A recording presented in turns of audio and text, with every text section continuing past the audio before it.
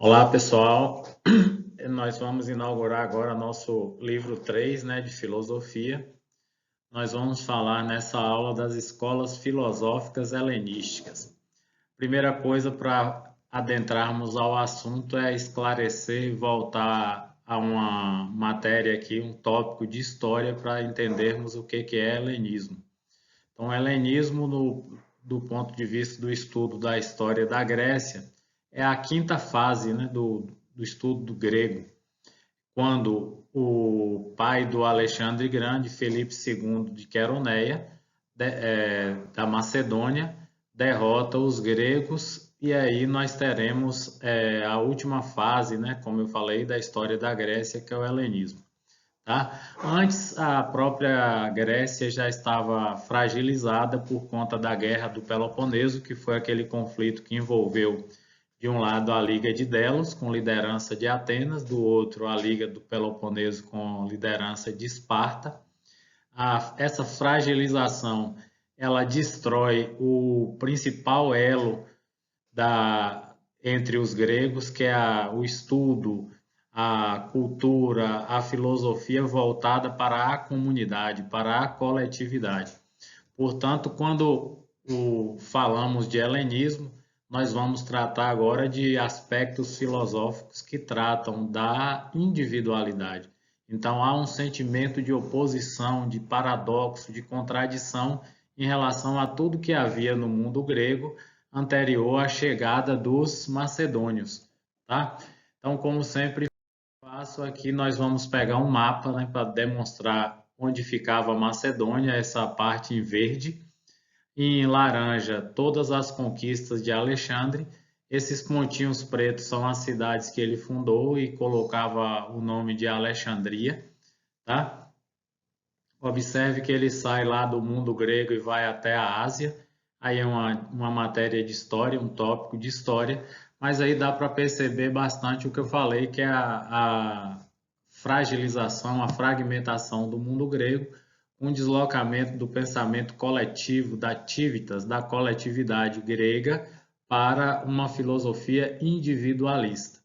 Então, nós vamos falar de quatro correntes filosóficas, que é o cinismo, o epicurismo, o ceticismo.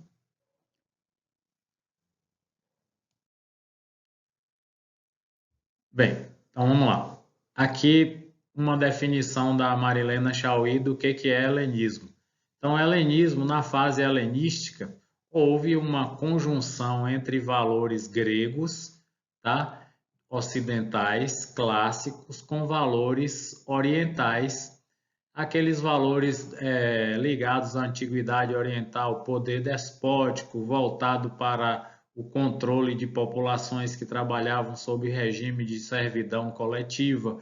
Então você tem uma mescla desses dois mundos. É isso que é o helenismo. Observe no final da citação que, embora pareça indicar uma hegemonia grega, na verdade exprime uma comunicação entre as duas culturas, né? A helênica e a oriental, e ambas submetidas a um mesmo poder central, que é o poder que passa a ser controlado por Alexandre Magno ou Alexandre o Grande.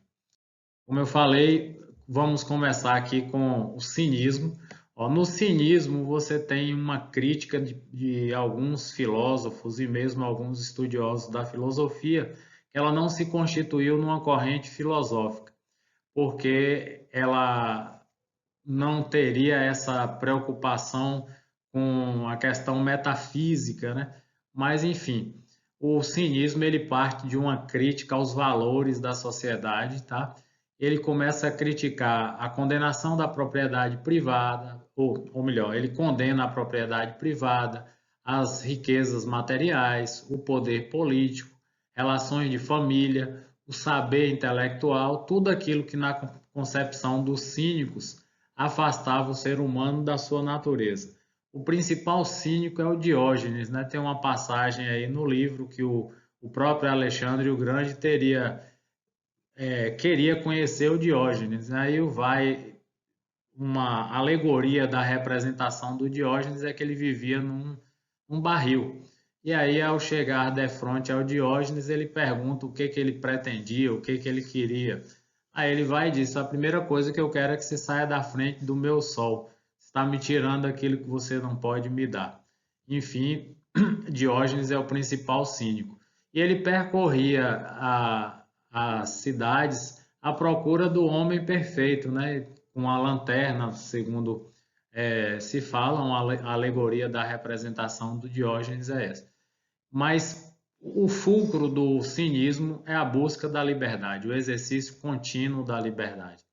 Então, se você buscasse a liberdade, você adquiriria autonomia, seria feliz, tá? E toda a artificialidade da existência social seria eliminada. Então, o fulcro, a centralidade do pensamento cínico é a busca da liberdade. Lembrai bem que há uma condenação dos prazeres materiais aqui, das instituições políticas, familiares, pelos cínicos.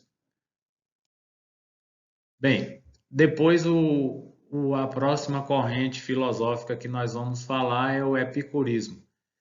Também nele, ele vai trabalhar também com a noção de felicidade, só que de uma forma diferente, que ele vai buscar o conhecimento da natureza como pré-condição para uma vida ética. Então volta ali aquelas preocupações com a ética que houve já em Platão, em Aristóteles, enfim. Para Epicuro, que era o principal expoente da corrente epicurista, os seres humanos deveriam compreender a natureza e seus fenômenos para que assim eles atingissem a felicidade. Observe lá que entre os cínicos também há a busca da felicidade.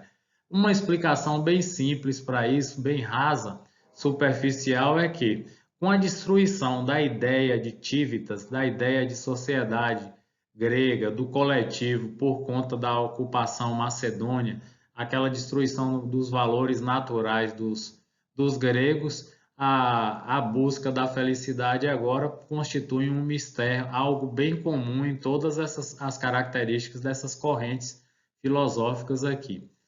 Então, o Epicuro vai separar o prazer em três tipos, né? Que ele chama de prazer estável. Então, ele vai enumerar aqui aqueles desejos que são naturais e necessários, os naturais e não necessários e os não naturais e não necessários. Como desejos naturais e necessários, ele vai atribuir aqueles valores vinculados à conservação da vida, à nutrição e à proteção dos infortúnios climáticos, né? Greta Thunberg gostaria de conhecer a obra de Epicuro. Os valores que ele vai dizer aí, os desejos naturais e não necessários, são as variantes, o supérfluo desses desejos naturais. Então, a alimentação, a nutrição que ele enumera como um desejo natural, se você buscar uma refeição sofisticada, ela vai se constituir em algo não necessário. Se você quer uma bebida refinada, uma veste elegante, também é não necessário. Embora seja natural, não é necessário. Por fim, ele vai chamar os outros tipos de prazer em não naturais e não necessários. São os desejos artificiais, como ele chama, ambição por riqueza, prestígio e conquistas e a busca pelo poder. Então ele vai enumerar aí essas três formas de prazer estável. Como ele vai cunhar aí duas expressões que vão marcar também o entendimento dele para o que ele chama de felicidade e de prazer estável. Ele vai chamar de ataraxia, que é quando você está tranquilo, em estilo bem leve, né? Uma tranquilidade racionalmente estabelecida. E a outra é a aponia. A aponia é a ausência de dor ou a saudade do corpo. Essa questão da dor vai ser tratada também entre entre os céticos, vai ser tratada entre os estoicos, tá? Então, lembra bem que o Epicuro ele vai chamar a ataraxia como aquela situação de conforto, a tranquilidade, para que você tenha tranquilidade, seu estado deve estar em estado de ataraxia. Por fim, a aponia, que é a ausência de dor ou saudade do corpo. Mas o fulcro central, a centralidade do pensamento de Epicuro é o conhecimento da natureza, que é uma pré-condição para a vida ética e para a felicidade. lembrando sempre que ele vai dividir o prazer estável com relação às carências, né? E enumera aqui o desejo em 3 tipos: os naturais e necessários, naturais e não necessários e os não naturais e não necessários. Dando sequência aqui, nós vamos para o estoicismo, o estoico. Né? Lembra bem que eu já mencionei isso nas aulas de história, que o Marco Aurélio, imperador romano, ele é um estoico. Né? Lembrei do filme o Gladiador, lá com Russell Crowe, que trata da transição, da mudança de poder de Marco Aurélio para seu filho Cômodo. Voltando aqui ao estoicismo. Você tem que ter a sua base de partidas, as suas próprias sensações, visando sempre a busca do racional, né? O sentimento racional. Então, o fenômeno natural, o acontecimento humano, a totalidade do real pode ser governado por um princípio divino. Aí os estoicos, eles vão configurar que tipo de Deus é esse, que tipo de princípio divino é esse. Não é um Deus personificado, metafísico ou transcendente, um Deus que cria o universo, que é exterior a si. Mas o Deus para o estoico é o Logos, é a razão universal, é a imanência de tudo que existe. Então ele vai dizer que a realidade é completamente racional. Então o Deus do estoico, o Deus é o Logos, é o conhecimento, o Deus é a razão. Então ele vai dizer o seguinte, olha, na condição racional, os seres humanos são dispostos a conquistar a felicidade. Olha aí o tópico felicidade retornando, a meta natural da vida. Então, para o estoico, para você ser feliz, você deveria eliminar todas as paixões, quer seja a dor, o desejo, o temor, o prazer, e aceitar serenamente o destino. Nesse aspecto aí, há um determinismo, né, um fatalismo no pensamento dos estoicos, né, que até compromete a elaboração filosófica deles. Mas só retornando aqui, eles também buscam a felicidade. Ao final do slide eu vou fazer um apanhado sobre essa questão, por que a filosofia helenística ela trata basicamente da felicidade nessas 4 correntes filosóficas. 4 correntes filosóficas. Por fim, o ceticismo. Né? O ceticismo nós usamos geralmente como aquele que duvida. Né? Na verdade, ele realmente desconfia dos conhecimentos que são previamente concebidos, presumivelmente universais, questiona a ambição, né, que prevalece no interior da filosofia, pretende revelar a essência da realidade e fornecer um universo de valores definitivos para a humanidade. Então, o cético ele desconfia de tudo, ele questiona tudo. Então, sob o prisma do cético, não existe motivo que justifique a concordância com a teoria platônica nem com a aristotélica, tampouco com a física de Epicuro ou a ética do estoicismo. Percebe que ele vai criticar praticamente todas as correntes filosóficas, né? Para ele, só o ceticismo era correto. Enfim, eles consideram todas as explicações filosóficas dogmáticas. Então, o que é o dogma? O dogma é aquilo que você não pode mudar, que você pode mudar, mas você contraria. Então, o dogma é aquilo que, por exemplo, a igreja chama o Pai, Filho e Espírito Santo é a Trindade. É a questão dogmática na igreja, não se admite mudanças. Então, ele considera que a filosofia que os precederam eram todas elas dogmáticas, né? As correntes filosóficas. Então, em sentido prático, eles vão dizer que os indivíduos devem se ajustar à cultura, hábitos, valores vigentes em sua sociedade, organizando a vida de acordo com a experiência social. Então, você percebe aí que há um certo, embora critique todas as correntes filosóficas que os precederam, eles são meio que acomodados, são comodistas, porque se você vai viver de acordo com o costume vigente na sociedade, sem provocar, vai organizar a sua vida de acordo com as convenções sociais, você está se desviando do objeto da filosofia. Como eu já falei, o objeto da filosofia é provocar crises.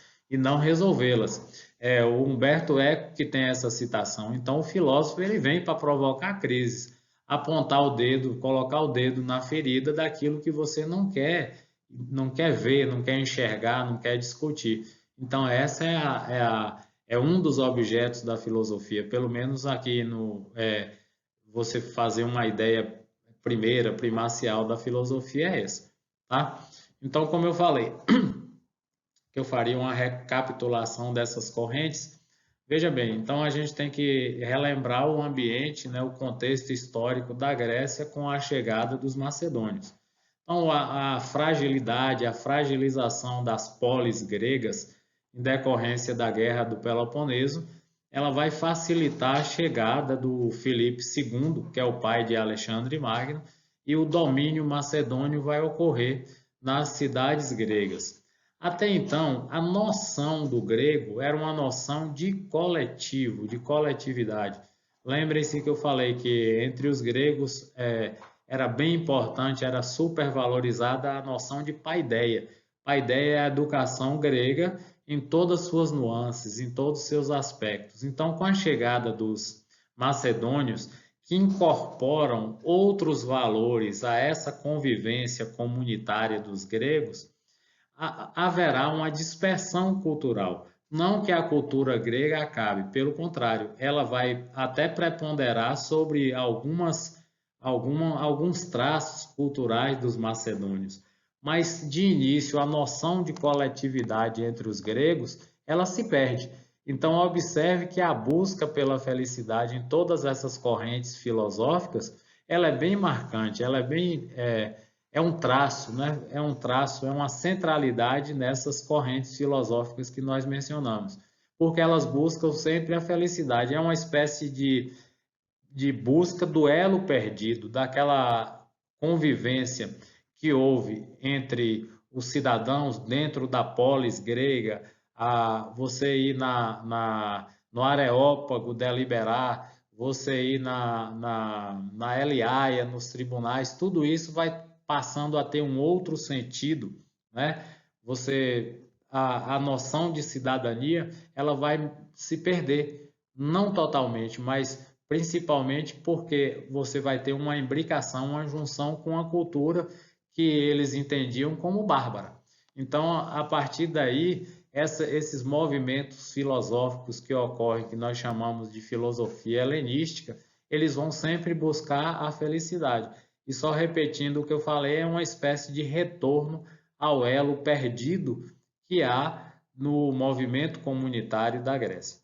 Tá? Então, esses quatro movimentos filosóficos aí que nós chamamos de filosofia helenística, elas decorrem justamente dessa fragilização do mundo grego, da fragilização dos valores das polis, tá? E que veio desde a Guerra do Peloponeso, desculpem, e vai ter o seu ápice com a chegada de Felipe II, da Macedônia, e posteriormente seu filho, que é o Alexandre Magno, que vai unir essas duas culturas. Então, o helenismo, como tratamos lá no primeiro tópico do slide, com aquela citação da Marilena Chauí, ela é uma imbricação, é uma junção de valores clássicos gregos com valores orientais trazidos pelos macedônios. Esses valores orientais, eles são aqueles valores despóticos, aqueles primados que existiam naquelas civilizações da antiguidade oriental.